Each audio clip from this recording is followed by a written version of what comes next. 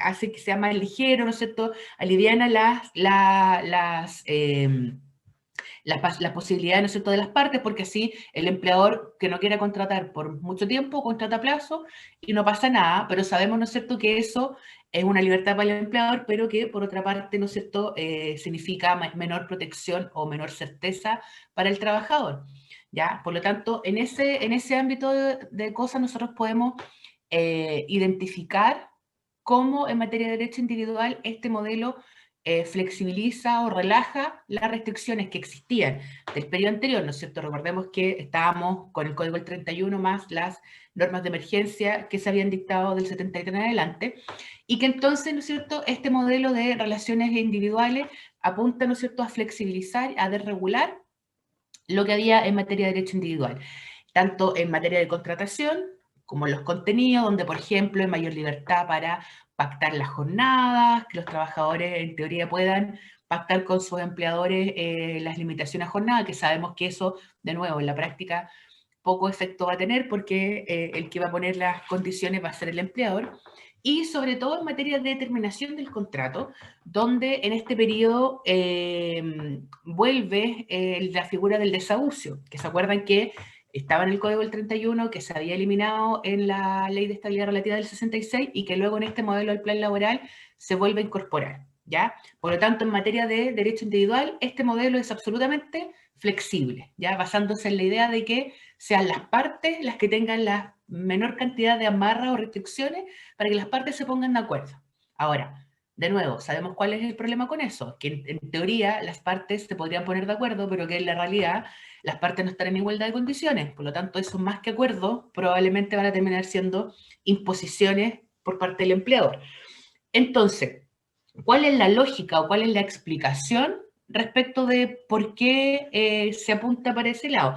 Y ahí de nuevo, ¿no es cierto?, lo que nosotros veíamos la clase pasada, que a propósito de la regulación, ¿no es cierto?, del periodo de emergencia, donde habíamos visto que el objetivo del gobierno había sido aplacar al actor sindical, controlar, ¿no es cierto?, el mercado de trabajo en pos de la activación económica, y que por lo tanto este nuevo modelo normativo apunta directamente hacia allá, ¿ya? A que el sistema de trabajo, el mercado de trabajo sea funcional al sistema económico que se está instalando en el país, ¿ya? Y en ese contexto entonces uno puede entender, sin perjuicio de si uno comparte o no comparte, ¿no es cierto?, las formas y los motivos detrás, etcétera.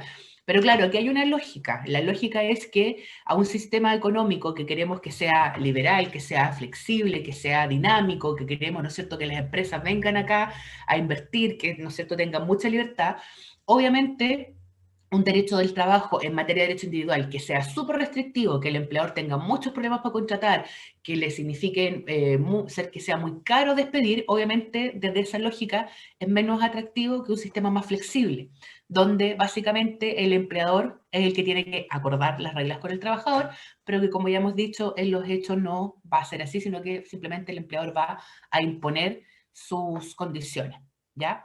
Por lo tanto, como decíamos, en materia de derecho individual del trabajo, el plan laboral apunta hacia allá, ¿ya? Y con completa transparencia, ¿no es cierto?, de identificar cuáles son estos motivos, ¿ya? Que el motivo es la activación económica.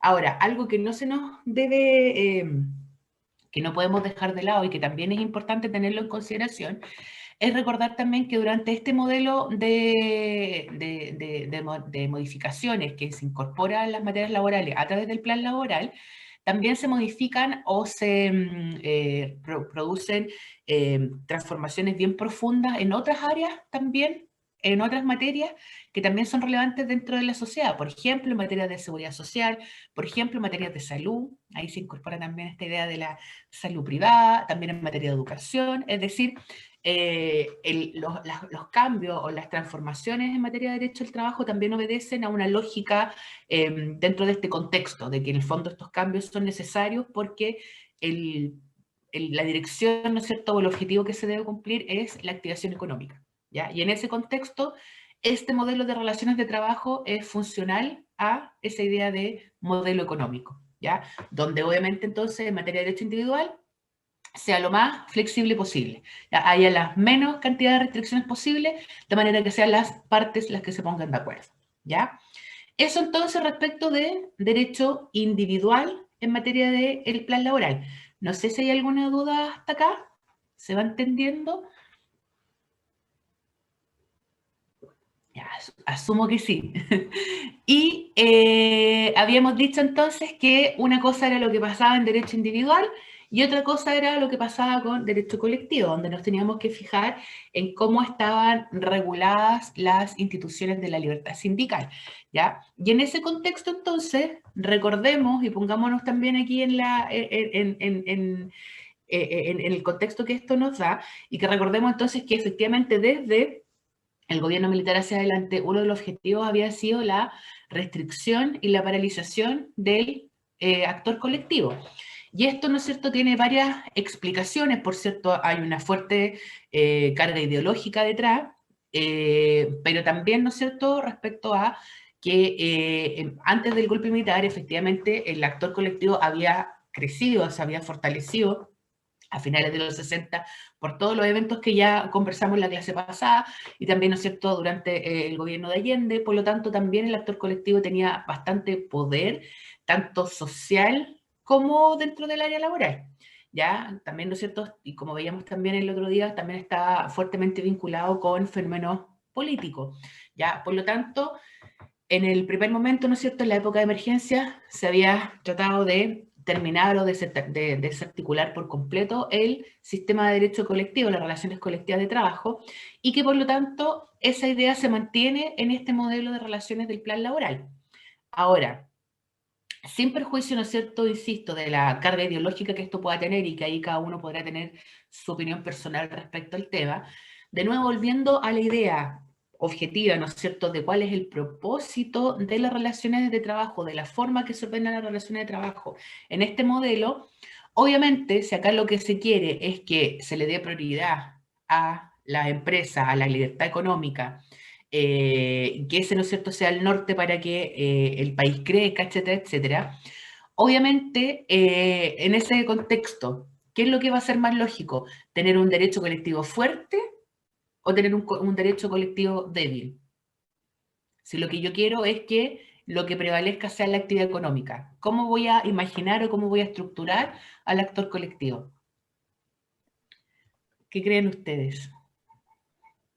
Es mejor un actor colectivo individual, porque así funciona mejor el modelo económico y el modelo, tiene que ver también con el modelo político. Exactamente, ¿no es cierto? Gracias, Sigrid. Entonces, obviamente, en este contexto, ¿qué es lo que me interesa? ¿Y cuál es el razonamiento, ¿no es cierto?, que hacía Piñera, José Piñera, que fue el que inventó todo este modelo, todo este sistema, y que además lo señala, o sea, no, aquí no es que estamos interpretando, se señala abiertamente también en lo que he escrito al respecto. Y es que obviamente aquí lo que interesa es que todo se lleve a la arena del derecho individual, pues, porque como bien decía Sigrid, ahí el empleador va a tener mayores ventajas. Entonces, si lo que yo quiero es que lo que prevalezca sea el modelo económico, no me conviene tener un derecho colectivo fuerte, pues. ¿Por qué? Porque ya sé que si tengo un derecho colectivo fuerte, los trabajadores se organizan y ahí, ¿qué es lo que pasa? Compensa con el poder del empleador. En cambio, si ese trabajador está individualmente considerado o si forma un actor colectivo, pero de todas formas no tiene mucho poder, entonces esas transformaciones que se podrían lograr a través del derecho colectivo, no se consigue. Y todo, ¿no es cierto?, queda reducido, queda relegado al ámbito individual. ¿Ya? Entonces, fíjense aquí cuál es la lógica, porque uno dice, a ver, pero ¿por qué entonces aquí tanta restricción con el actor colectivo? Porque esa es la intencionalidad del modelo, pues que el derecho colectivo no sea fuerte, porque con un modelo de autonomía colectiva fuerte, lo que se logra finalmente es el equilibrio de poderes con el empleador, y eso es lo que este modelo no quiere. Lo que quiere es que efectivamente prevalezca, ¿no es cierto?, el sistema económico, y para eso es una complicación que los trabajadores tengan mucho poder, ¿no es cierto?, y que puedan reclamar, ¿ya? Entonces, en ese sentido, en materia de derecho colectivo, la orientación o la forma de entender las relaciones de trabajo es exactamente contraria a lo que habíamos en derecho individual. Si yo en derecho individual les digo, que las partes se pongan de acuerdo, porque ahí sé que el trabajador individualmente considerado con el empleador no se van a poder poner de acuerdo porque la autonomía del trabajador está limitada, por lo tanto las reglas las va a poner el empleador. Pero si yo sigo la misma lógica en materia de derecho colectivo y digo que las partes se pongan de acuerdo, ahí la cosa no es la misma. ¿Por qué? Porque los trabajadores se van a organizar y van a formar, ¿no es cierto?, un actor colectivo que va a poder equiparar o balancear el poder con el empleador. Entonces, ¿qué es lo que se hace? Se restringe la posibilidad de que el actor colectivo se fortalezca. ¿Y eso cómo se hace? Con una extrema regulación. Que ojo, acuérdense que esto ya lo veíamos en el Código del 31, veíamos que efectivamente desde el inicio de cómo se habían comprendido las relaciones de trabajo en materia de derecho colectivo, había una visión limitada, es decir, que siempre, ¿no es cierto?, el actor colectivo había crecido desde o había nacido desde esta mirada restrictiva, limitada, ¿ya? Que no es que esto cambie radicalmente, lo que pasa es que aquí se va al extremo de sobreregular, porque recordemos, y aquí no es cierto paréntesis, que precisamente lo que había ocurrido con el modelo del 31 es que si bien había, ¿no es cierto?, nacido la regulación que se caracterizaba por la fuerte regulación legal, y esto lo conversamos en la clase pasada, en los hechos, a medida que habían transcurrido los años y precisamente por los procesos sociales, las transformaciones económicas que habían ocurrido en el país del 50 hacia adelante, 60 hacia adelante, el actor colectivo había ido creciendo igual, a pesar de las restricciones legales. Entonces, ¿qué es lo que se hace en este modelo?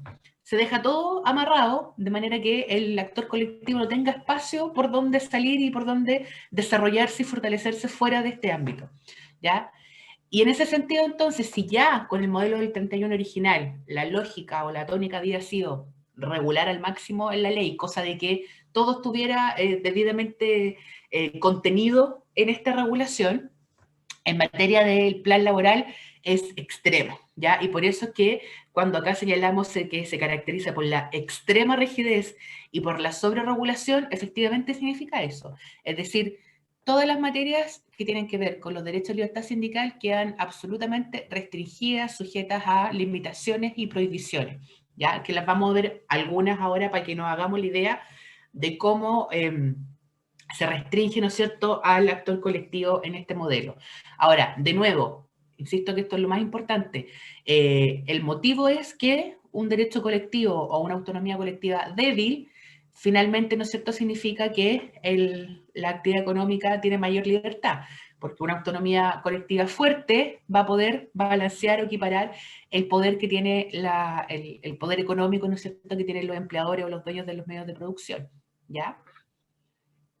¿Se va entendiendo hasta acá? ¿Sí? Profe, puede verse también, digamos, analizando, digamos, el contexto en que se dieron estos cambios, digamos, también digamos, por ejemplo, por declaraciones que habían en la época. Por ejemplo, recuerdo que, bueno, yo estudié un semestre en la Diego Portales Derecho, y me acuerdo que una vez me hicieron leer un tema, no me acuerdo por qué fue bien, pero había que analizar un discurso de Allende. No me acuerdo, creo que era en el Mercurio, en el que llamaba a tomarse los medios de producción con la arma y toda la cosa. Entonces, digo, ¿será que también, digamos, por el contexto de la época, buscaba evitarse que se llevara a cabo finalmente eso y restringir, obviamente, lo más posible los sindicatos y todo eso para evitar, digamos, que se llegara a eso? Porque obviamente si los sindicatos tenían mucho poder, era más factible que se llegara a dar esa posibilidad. Entonces, podría ser también que por ese contexto, digamos, se limitaran y se restringieran más, digamos, estos temas de los sindicatos y todo eso. Sí, absolutamente. O sea, por eso les decía, esto también tiene una carga política importante, porque también hay una ideología detrás. Y por eso, ¿no es cierto?, que hacíamos la referencia a que precisamente en la época inmediatamente anterior, ¿no es cierto?, al golpe militar, claramente el actor colectivo que se había fortalecido por todas estas transformaciones políticas y sociales, estaba ya desbordado en el sentido de que no solamente estaba enfocado en la mejora de condiciones de trabajo, sino que también, ¿no es cierto?, estaba asociado a las transformaciones de los cambios sociales, entonces, y político y económico. Entonces, claramente había una alta vinculación ahí, y que, por cierto, ¿no es cierto?, hay una carga ideológica importante, y que explica o eso es, ¿no es cierto?, el argumento que se utiliza para justificar o para fundamentar, por qué, ¿no es cierto?, cuando ocurre el golpe militar, al tiro se trata de, y de hecho se consigue la paralización y el desmantelamiento del actor colectivo, porque efectivamente estaba vinculado con procesos políticos, fuera ya del ámbito interno de la empresa, o sea, ya no estamos pensando en solamente la mejora de condiciones económicas puntuales, sino que obviamente era parte también de un contexto político, social y económico de la época, ¿ya? Así que, por cierto que sí, lo que dice Italo, ¿no es cierto?, tiene muchas razones. Aquí hay un fuerte componente ideológico también detrás, ¿ya? Y que obviamente, ¿no es cierto?, este modelo económico más liberal, ¿no es cierto?, ve con desconfianza que los trabajadores tengan ese poder porque les puede desarmar el orden. Pues aquí lo que se quiere es que se mantenga, ¿no es cierto?, un sistema económico abierto, libre, y obviamente si los trabajadores están organizados, y no me refiero necesariamente, ¿no es cierto?, al tema de ideología política, sino que mirándolo solamente desde el punto de vista jurídico, laboral, claramente un grupo de trabajadores organizados, robusto, hace el quiebre con el poder económico. Entonces, obviamente, no va con este sistema tanto económico en particular, como por cierto también político, ¿ya? No sé si se va entendiendo hasta acá, si hay alguna otra duda hasta acá. Ya. Entonces, teniendo todos esos antecedentes, insisto, esto es importante porque aquí uno no puede decir, no, es que se cargaron al actor colectivo porque les caía mal, no, sí, hay motivos detrás, y por eso les digo, independiente de cómo uno interprete y cuáles sean, ¿no es cierto?, cada uno, la ideología o cómo interprete, ¿no es cierto?, esto hecho objetivamente, ¿no es cierto?, se consigue este desarme del actor colectivo con ese propósito declarado también. Ahora, ¿eso cómo se consigue desde el punto de vista jurídico? Porque, ¿no es cierto?, recordemos que aquí estamos en un nuevo modelo normativo, ¿no es cierto?, ya llevamos algunos años, 5 años, ¿no es cierto?, de gobierno militar. Acá ya se dictaron las leyes de emergencia que habíamos visto, ¿no es cierto?, que habían tenido el objetivo de parar en un primer momento al actor colectivo, y aquí ya se está hablando de cómo se piensa el nuevo modelo.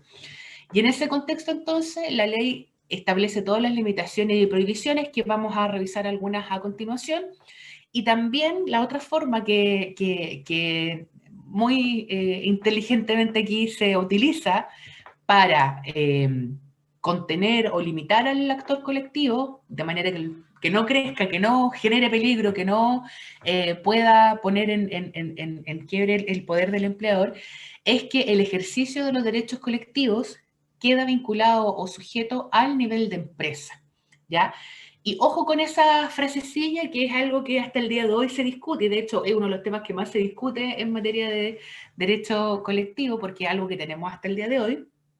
Ahí no hay ningún spoiler, pero sí, efectivamente, esa vinculación se profundiza y se establece en estos términos en este periodo.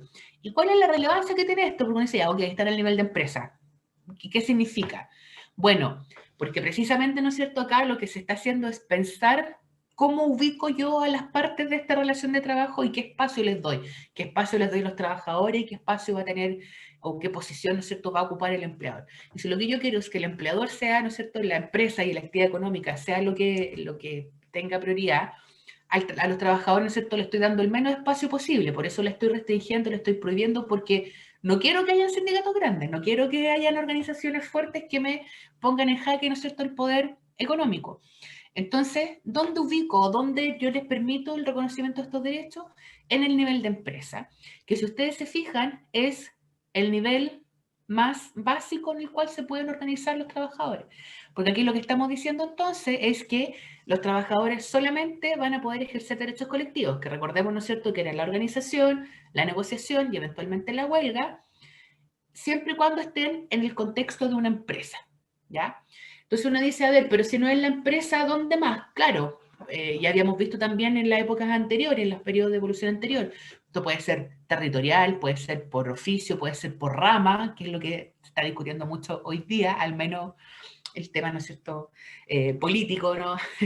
Con el tema de los constituyentes, etcétera. Entonces, si yo lo ubico al actor colectivo en la más mínima expresión, que es la empresa, lo que estoy diciendo es que los trabajadores solamente van a poder formar sindicatos u organizaciones con aquellos trabajadores que presten servicios de la misma empresa. Y por lo tanto, el sindicato, la organización que yo voy a tener, va a estar contenida en ese espacio, que incluso puede ser un espacio físico, ¿no es cierto? No dice la empresa, es esta la empresa, pero un espacio, ¿no es cierto?, delimitado. Y de ahí no puede crecer, porque si esos organizaciones y crecer, por otro lado, es decir, juntarse con otras empresas o juntarse con otras personas que sigan el mismo rubro, este modelo les dice que no puede. Es decir, el ejercicio del derecho colectivo solamente está acá contenido al nivel de empresa, que es algo que además luego se incorpora en la Constitución del 80, ¿ya? Y con eso entonces el objetivo y el propósito es que los derechos entonces queden sujetos o vinculados a este concepto de empresa, a este nivel de empresa, que es la mínima expresión o el mínimo espacio en el cual los trabajadores se pueden organizar, ¿ya? Y por lo tanto, el poder siempre va a quedar contenido, va a quedar ahí chiquitito, ¿ya? Ahora, esta idea además nos genera otro problema, que a lo mejor alguno ya se puede estar preguntando, porque si nosotros le decimos a los trabajadores, mire, usted solamente se va a poder organizar con otros trabajadores que presten servicio en esta misma empresa. ¿Qué complicación vemos ahí o qué otro problema podemos encontrar ahí? ¿O qué otra duda nos puede quedar en ese caso? Si yo estoy diciendo, usted solamente puede ejercer derechos colectivos al interior de una empresa, ¿qué nos tendremos que preguntar también?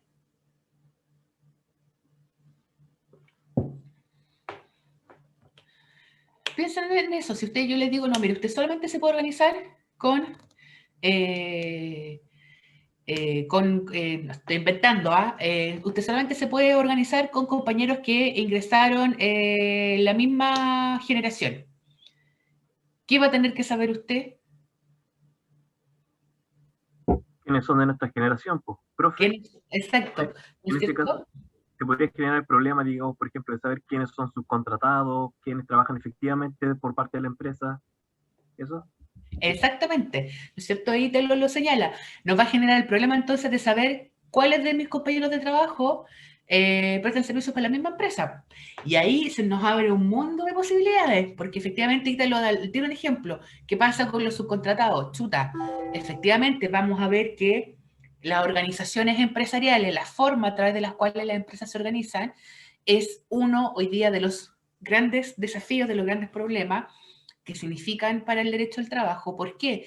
Porque luego lo vamos a analizar, ¿no es cierto? Pero en términos generales, porque el trabajo se organiza dentro de una empresa. Y si nos dicen dentro de una empresa, nosotros necesitamos saber cuáles son esos límites, pues para ver si podemos ejercer o no ejercer esos derechos.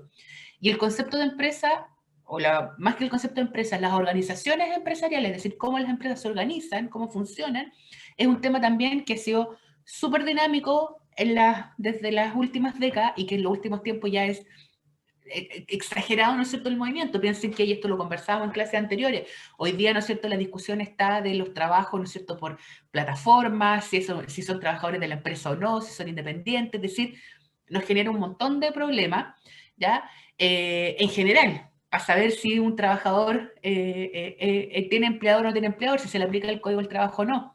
Entonces, volvamos acá a materia de derecho colectivo. Piensen entonces el problema que esto no significa, porque nos dice usted solamente puede ejercer derechos colectivos en el interior de la empresa.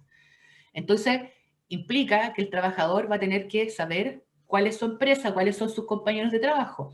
Lo cual usted puede decir, puede ser fácil, ¿no es cierto? Por eso les ponía el ejemplo de los compañeros de generación, ya basta que uno pregunte, a ver, usted, veamos tu contrato, ¿qué dice? Hay casos que puede ser simple, identificar dónde están los límites de la empresa y quiénes prestan servicio en ella y no, para ver si se pueden organizar o no.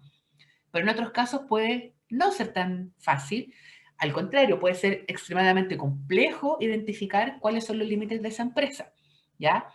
Y además, y esto también como para que lo tengamos en presente, porque uno puede decir, ya, ok, ya, puede ser más difícil, hay casos más fáciles que otros, ya, pero ¿cómo voy a determinarlo yo?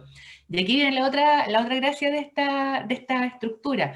¿Por qué? Porque el concepto de empresa que entrega este mismo modelo en materia de derecho individual es extremadamente complejo también, ¿ya? Por lo tanto, Si uno quisiera, en este momento, hoy día algo se ha superado el problema, pero en este momento histórico, en cierto plan laboral, si uno hubiese querido, ¿no es cierto?, en ese momento decir, ok, ya, para resolver qué es una empresa, me voy al código para que me diga que es una empresa, el problema no se me resolvía porque el concepto que daba el mismo legislador también generaba bastantes problemas de aplicación. Entonces nos quedábamos con estos dos problemas, que por un lado me dicen que el derecho colectivo lo tengo que ejercer en la empresa no tenemos claro, puede que sí, puede que no, hay distintas interpretaciones, la interpretación literal del código no me conviene, entonces claro, con eso, ¿no es cierto?, se encarga este modelo, tanto por esta regulación como por la vía, ¿no es cierto?, del concepto de empresa, de restringir a la mínima expresión, como ya habíamos señalado, el ejercicio de los derechos colectivos, ¿ya? Esto paréntesis, vamos a ver que efectivamente el concepto de empresa, insisto, es uno de los grandes desafíos hoy día y desde hace bastante tiempo para el desarrollo del derecho al trabajo, porque el trabajo se desarrolla generalmente en el interior de una empresa y no siempre va a ser tan fácil identificar cuáles son sus límites o cuál es su concepto, porque la organización empresarial es absolutamente dinámica y como decía, ¿no es cierto?, Ítalo, hoy día hay distintas formas de contratación, la subcontratación, los grupos, esto mismo, ¿no es cierto?, del teletrabajo, entonces hay un montón de figuras que efectivamente hacen que sea cada vez más complejo identificar los límites de esta empresa. De hecho, nosotros lo vamos a ver como una unidad, una subunidad, cuando revisemos derecho individual, para que veamos que efectivamente es un problema. Y en todo ello nos vamos a referir precisamente a este problema también, que vamos a decir, sí, y el problema es que si no tenemos claro qué es la empresa o cuáles son los límites de la empresa, no vamos a tener claro cuáles son los límites de organización sindical. Si los trabajadores que están adentro de ese cuadradito, si quiere, o como uno se lo imagine, pueden organizarse colectivamente o no. ¿Por qué? Porque la propia legislación les dice que solamente el interior de esa empresa van a poder ejercer estos derechos colectivos. ¿Ya? Con lo cual, insisto, este sistema se encarga de que efectivamente el actor colectivo quede reducido a su mínima expresión y además esto luego recordemos que estas reglas son del 79, después quedan también en la Constitución, ¿ya? Y que por eso les decía precisamente cuando se discute hoy día todo el tema de los constituyentes, ¿no es cierto?, y de cómo regular la relación de trabajo, una de las grandes discusiones va por este lado, de si se le saca o no se le saca el broche, el candado que tiene el ejercicio de los derechos colectivos que están hoy día vinculados al concepto de empresa, ¿ya? Sin perjuicio que cuando lo revisemos ya un poco más adelante, vamos a ver que efectivamente el concepto de empresa hay distintas interpretaciones o algunas modificaciones legales hace algunos años, por lo tanto, algo se ha podido ir ajustando, pero que sigue siendo un problema porque en los hechos el tema de organización empresarial es muy dinámico y escapa además al derecho al trabajo. Comprenderán, ¿no es cierto?, que el derecho al trabajo no le puede decir a los empresarios cómo organicen sus medios, por lo tanto, es especialmente difícil también poder revisarlo desde esta vereda, ¿ya? ¿Se va entendiendo hasta acá? ¿Alguna pregunta hasta acá? Ya. Entonces, siguiendo con esta idea, y ya para aterrizar, ya tenemos toda la película, ¿no es cierto?, teórica para poder entender esto, entonces la pregunta es, bueno, a ver, cuando usted dice que el derecho colectivo era muy rígido y complicado, ¿cómo se traduce esto? Porque obviamente esto está, ¿no es cierto?, regulado en esta ley, en este decreto ley, que establece las bases en materia de derecho colectivo. Entonces, vamos por partes.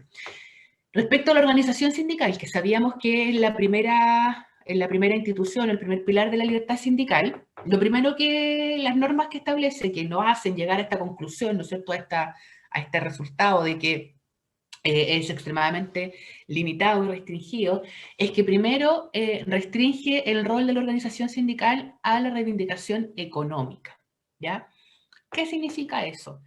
Precisamente aquí lo que la orientación que le da este modelo al derecho colectivo es que solamente quede ahí vinculado a materias laborales propiamente tal y en particular a materias de remuneraciones o de materias económicas en general, ¿ya?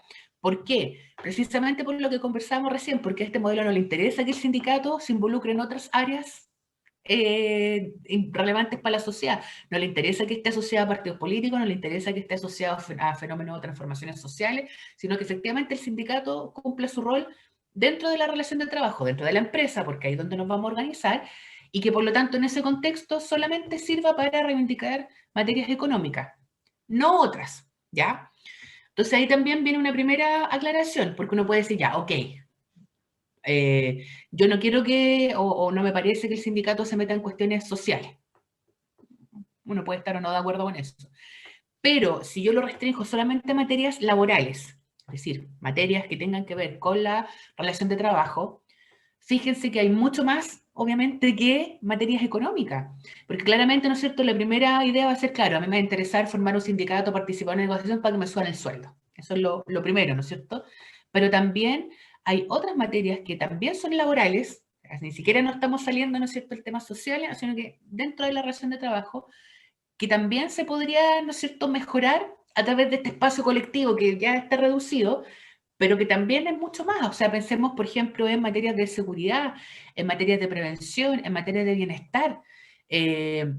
Hay otras áreas que tienen que ver netamente con la relación de trabajo, es decir, no nos vamos por la arena política, pero de todas maneras pueden ser, ¿no es cierto?, reivindicaciones de mejora o mejoramiento de condiciones de trabajo en general, siendo, ¿no es cierto?, una parte relevante, por cierto, la materia económica, pero no de forma exclusiva.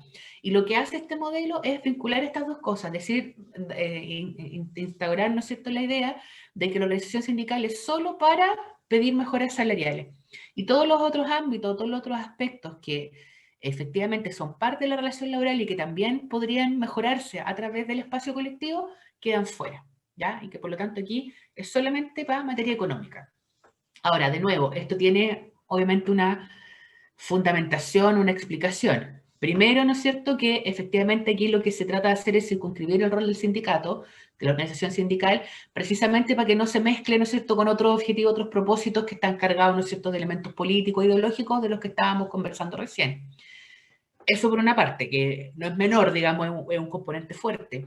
Pero también, ¿no es cierto?, hay un componente que tiene que ver con que si yo digo que el sindicato también puede reivindicar otras materias laborales, como por ejemplo en materia de jornadas, o en materia de capacitaciones, o en materia de prevención, ¿qué significa eso? Que de nuevo, ¿no es cierto?, le va a poner en jaque el poder al empleador.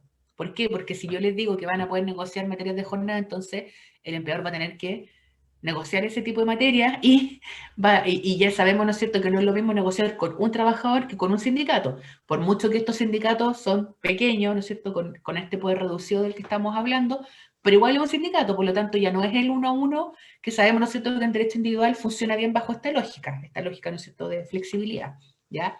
Y por lo tanto, aquí se incorpora esta idea, o se instala esta idea de que las organizaciones de trabajadores tienen que, o su rol queda circunscrito o reducido solamente a la reivindicación económica.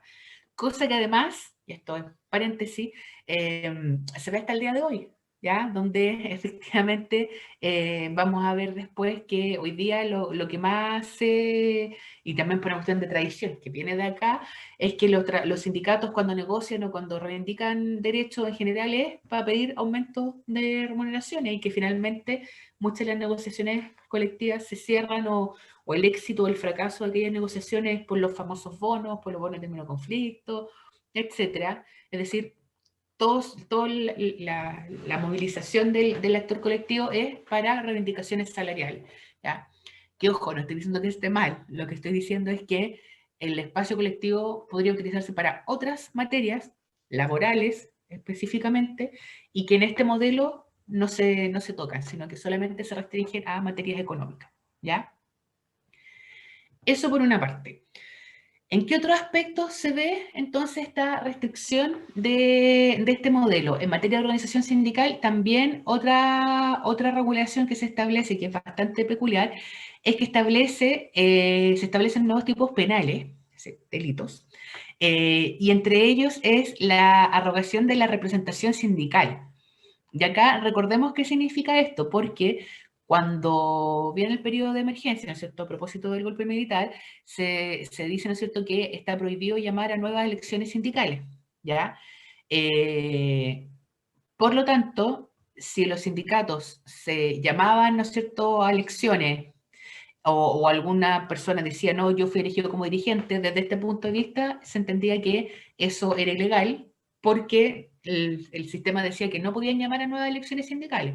¿ya? Y por lo tanto, quienes se arrogasen la representación sindical, es decir, que se presentaran como que habían sido electos dirigentes sindicales, eran sancionados y eran cárcel y este tipo de pena para estas personas. Y acá, por ejemplo, entre las personas que fueron sancionadas por este delito, por ejemplo, Manuel Bustos, que fue un conocido diputado, que falleció hace varios años ya, pero que un dirigente sindical bien comprometido con las materias laborales de reformas. De hecho, vamos a ver después, más adelante, que hay una ley que se fue de su autoría y gracias a, ¿no es cierto?, su trabajo, y que se conoce como la ley Bustos, en honor a él, que lo vamos a ver después cuando lleguemos a terminación del contrato. ¿Ya? Y también, por ejemplo, Arturo Martínez, que era también fue un dirigente sindical conocido, que también, ¿no es cierto?, fueron sancionados como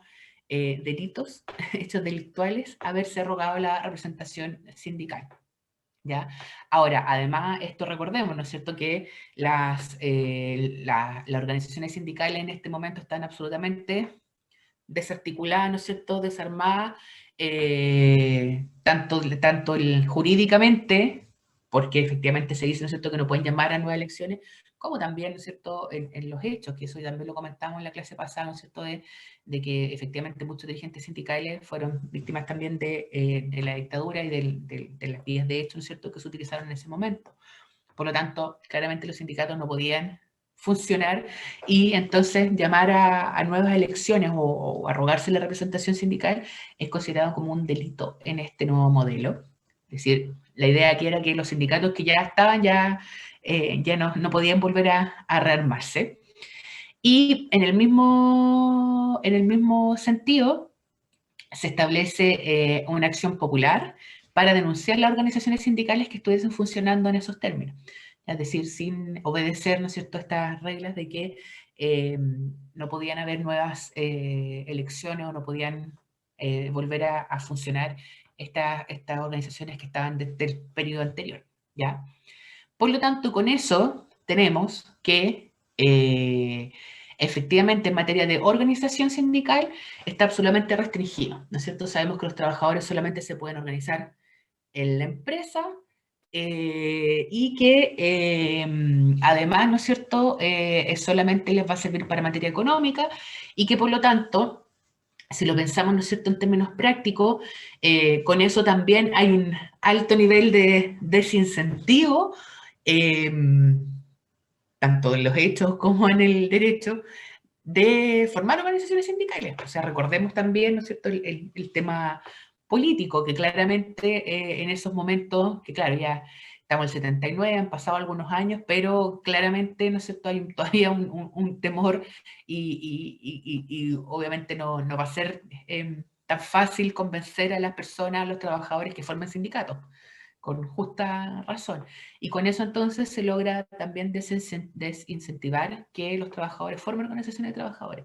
Y en cualquier caso, las que pueden formar son solamente en estos parámetros, en estas limitaciones. ¿Ya? ¿Queda claro esto? ¿Alguna duda hasta acá? Ya.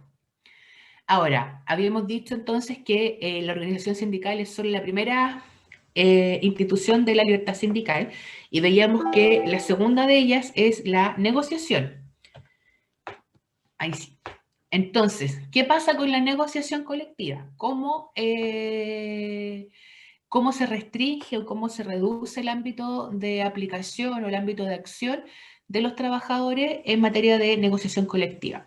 Y acá, ¿no es cierto?, pensemos, y por eso recordemos, ¿no es cierto?, los hitos de la libertad sindical, porque primero viene la organización y después la organización es la que puede negociar colectivamente. Entonces pensemos que cuando hablamos de negociación colectiva ya venimos con una limitación previa, que ya sabemos, ¿no es cierto?, entonces que qué trabajadores van a negociar los que hayan podido conformar un sindicato de empresa, que sabemos, ¿no es cierto?, que es la mínima expresión de organización de trabajadores. Por lo tanto, ya venimos con un sindicato no tan fuerte. En general, ¿no es cierto?, van a ser sindicatos pequeños, sindicatos sin tanta fuerza como para decir, oiga, empleador, queremos esto. Además, ¿no es cierto?, que ya habíamos dicho, veníamos con la limitación de que solamente se restringe a materias salariales o materia económica. ¿Ya? Por lo tanto, de nuevo, cuando vayamos a negociar tampoco podemos pedir otras cosas que estén fuera de ese ámbito económico. Y efectivamente, para limitar aún más, o sea, esta negociación que ya viene cortada, ¿no es cierto?, por quienes participan en ella, que es el sindicato de empresa, tiene que ver con las materias que se pueden negociar, ¿ya? Es decir, tanto en el número como en las condiciones de negociación. Y en ese sentido, entonces, la ley establece expresamente materias que no pueden negociarse, las materias que están prohibidas, que quedan fuera de la negociación, y ahí hay una restricción genérica que señala que no pueden negociarse materias que puedan afectar o puedan estar en contra de la libertad del empleador, de su poder de dirección de la empresa, ¿ya?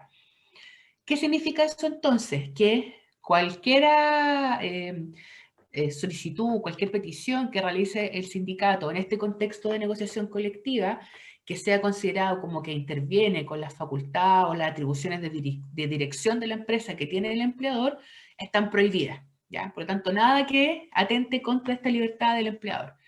Por lo tanto, de nuevo, ¿qué nos queda para negociar entonces? ¿Qué van a poder negociar los trabajadores? Y ahí, ¿no es cierto?, volvemos al punto anterior. Lo que van a poder negociar son materias económicas y, por lo tanto, la negociación colectiva también queda restringida a que el único objetivo, lo único que se va a poder conseguir con esta negociación va a ser, ¿no es cierto?, mejoras económicas. Y de nuevo, hasta por ahí nomás, pues, porque recordemos que el sindicato ya viene más débil desde el inicio, por lo tanto tampoco es como que los trabajadores vengan súper organizados y digan, ok, empleador nos tiene que subir tanto por ciento las remuneraciones porque si no vamos a presionar. Porque son sindicatos chicos que vienen reducidos ya desde su formación porque están en el contexto de empresa. Recordemos acá, y esto también, paréntesis, que en general, hasta el día de hoy, y bueno, también tiene que ver con los dinamismos y las transformaciones de la empresa, pero es que en general en Chile las empresas son pequeñas. Ya recordemos que, y esta es una tónica, ¿no es cierto?, que se mantiene hasta el día de hoy. Nosotros tampoco somos grandes productores de bienes y servicios, por lo tanto, en general las empresas son pequeñas. O sea, salvo algunas excepciones, que son la excepción, las empresas en nuestro país en general son pequeñas. Eso significa que tienen pocos trabajadores que son los que van a poder formar estos sindicatos. Entonces, ¿de qué manera van a poder los trabajadores equilibrar o tratar de balancear el poder con el empleador para poder exigir y para poder reivindicar materias económicas, que es lo único que pueden, si el sindicato es poco fuerte, si el sindicato es poco numeroso, tiene poca articulación, poco poder de acción frente al empleador? Por lo cual, ¿no es cierto?, ustedes se podrán imaginar que poco impacto va a tener también la negociación colectiva en este modelo, ¿ya? Lo que además, como ya señalaba, se incorporó luego en la Constitución al establecer que la negociación colectiva solamente se puede hacer al nivel de empresa, ¿ya? Es decir, quedó ahí amarrado también constitucionalmente en el 80, ¿ya? Por lo tanto, de nuevo, dentro de la libertad sindical, la organización restringida, más restringida va a estar la negociación, pues sí, esto vienen de la mano, ¿ya? ¿Se va entendiendo hasta acá? ¿Alguna pregunta hasta acá? Ya. Y finalmente, respecto de la huelga, que habíamos dicho, ¿no es cierto?, que era la tercera institución o el tercer pilar de la negociación colectiva, que era como, ¿no es cierto?, el mecanismo de presión que tenían los trabajadores para poder reivindicar derechos y que precisamente, ¿no es cierto?, gracias a estos procesos, gracias a las paralizaciones de trabajadores, precisamente se había podido movilizar, ¿cierto? Procurar la intervención estatal y que así, ¿no es cierto?, veíamos en las clases pasadas, así había nacido el derecho al trabajo finalmente, gracias, ¿no es cierto?, a este mecanismo de presión. Por lo tanto, sabemos que la huelga es el mecanismo que cuentan los trabajadores para poder presionar, ¿no es cierto?, y poder, ¿no es cierto?, tratar de conseguir mejoramientos de sus condiciones de trabajo. Entonces, obviamente, en este contexto medio, ¿no es cierto?, poco auspicioso que estamos viendo el derecho colectivo en este modelo plan laboral, obviamente, si ya tengo restringidos la negociación y la organización, la huelga con mayor razón, pues porque sabemos, ¿no es cierto?, que la huelga es la que finalmente es la que puede presionar, la que, ¿no es cierto?, si paraliza las actividades, me deja la empresa parada, por lo tanto, no podemos producir, la economía se debilita, queda la escoba, ¿no es cierto? Entonces, es necesario, en este contexto, en ese sentido, ¿no es cierto?, que los trabajadores verdaderamente no tengan esa opción, pues, porque si tienen la opción, desordenan todo este modelo que estábamos tratando, ¿no es cierto?, de explicar qué es lo que apunta el plan laboral. Por lo tanto, y si bien ya la negociación y la organización venían restringidas lo máximo posible, como veíamos en los casos que estamos revisando, con la huelga se sujeta o se somete a una restricción absoluta para precisamente evitar desincentivar y limitar absolutamente los casos en los cuales los trabajadores podían ejercer la huelga, para dejar, ¿no es cierto?, de que sea una herramienta que los trabajadores pueden utilizar fácilmente, sino todo lo contrario, restringirla para, ojalá, evitar que los trabajadores la usen nunca, digamos, que no lleguen a esa instancia, ¿ya? Pero vamos a hacer la pausa ahora y para explicarlo bien a la vuelta, para no